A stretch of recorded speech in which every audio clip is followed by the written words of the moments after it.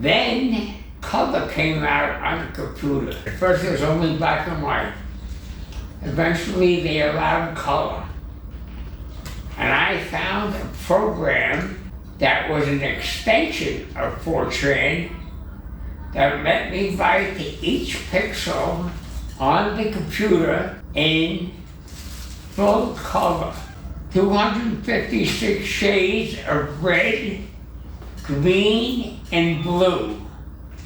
And by using the variations of RGB and using 256 shades of red, green, and blue, you could use and make 16.7 million colors. That's 256 times 256 times 256. That's how you get to 16.7 million colors. I then wrote my first program to make color charts using as many colors I could with the highest resolution I could, using also Photoshop. In other words, there's only a certain amount of pixels used in the monitor. At the beginning, it was VGA, 640 by 480, then Super VGA, which was 800 by 600 pixels. Then it was 1024 by 1024. Then 2048 by 2048. And that's when I started to draw pictures in color, using a monitor that had 2048 by 2048 pixels. When you say draw, though, you mean that you used a program. You're saying drawing.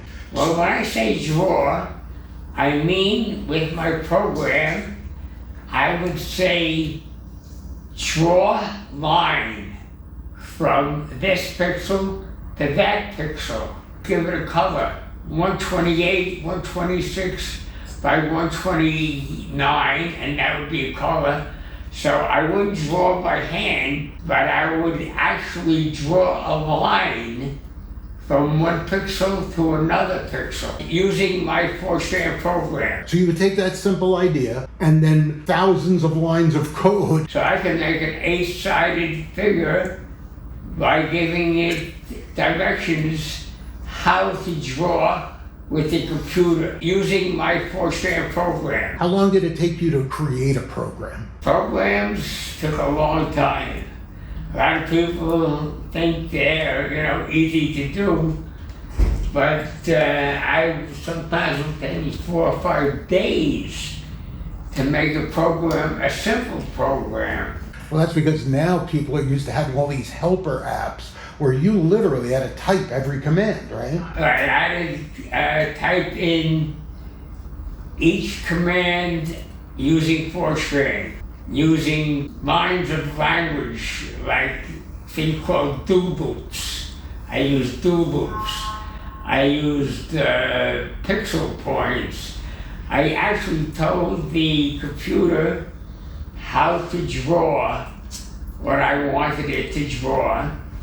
And the first thing I drew was the handkerchief. But then I started to draw color charts. And I could only use the amount of colors that I could using 2024 by 2024, which is a little over 4,000 pixels. So I couldn't use 67 million colors. I only had 4,000 pixels. And I can use one of 16.7 million colors on each pixel. And so over the years, that was frustrating because you couldn't print it either, right? So right, there was no printer that could print it. In Photoshop, because they were using scanners to scan in photographs, you were able to use very high resolution pictures. 30,000 pixels each way. Because people would scan in photographs using very high resolution. So when I put in my pictures into Photoshop, I just wouldn't put in one picture.